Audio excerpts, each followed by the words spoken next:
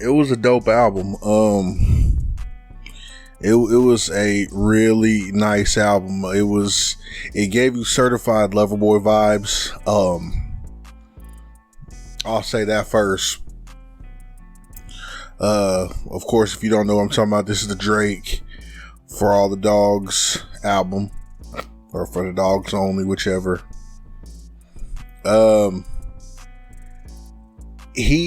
First off, the song with him and Cole, they both went off, and it was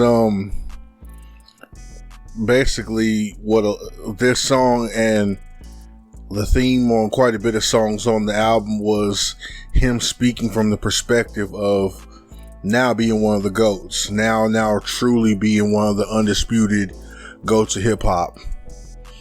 And on the song with him and Cole, they were kind of speaking from that perspective. And again, you'd hear that more in the record. I want to say a lot of the record, there was some filler songs. You know, I don't give a track list or nothing like that. I just like to give out stuff that really stood out to me. But it was some filler songs in there. You know, there was some songs he was dropping just to get straight to radio and stuff like that. So that's cool. But what I will say is this project really reminded me of his first record and his second record tied together, with a sprinkle of Nothing Was Ever the Same. It really reminded me sonically of the first two records, Thank Me Later and Take Care. And it's funny because 13 and 12 years after those records respectively, he's coming with the same sonics, same kind of themes, but you just keep getting this theme of how much time has passed. He's more reminiscent on this album. You know, when you start hitting your 30s, Drake's only 2 years older than me.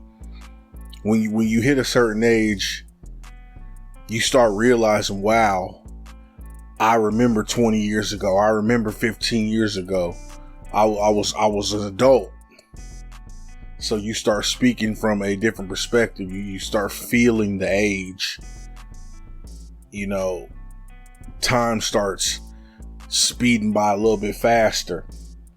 You can hear that in the record. You can hear the age. He incorporated his son. I have to tell you, if you don't listen to nothing else on this album, 8 a.m. in Charlotte is the jam. And especially if you're a pure hip hop head, and when you talk about Drake from a hip hop standpoint, I feel like it's a real big thing. These last couple of projects, he always makes sure he has one song where he just goes damn crazy on as far as hip hop lyrically. And 8 a.m. in Charlotte, this is the one. Listen to 8 a.m. in Charlotte. It solidifies him as a top 5, top 10 dope lyricist in hip hop, because with the singing and all the shenanigans and extra stuff, a lot of times people forget Drake is one of the baddest spitters in the game and has been for 15 years. He's had a very long run. I don't see him slowing down if he doesn't want to. I will say he said he was going to take a year off. He said that within the last couple of days. This is October 2023, early the first week. He said he's thinking about taking a year off or so to get his health together. He was having some issues with his stomach and things like that, and he's going to be speaking about it more. But so if he is taking off, this is a good way to leave something dope behind for the next year. I'm sure he's probably done some features or something that'll be put out, but if this is all we're going to get for the next year, it's a very dope album.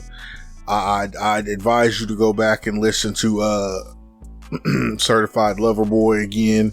That was a banger for me.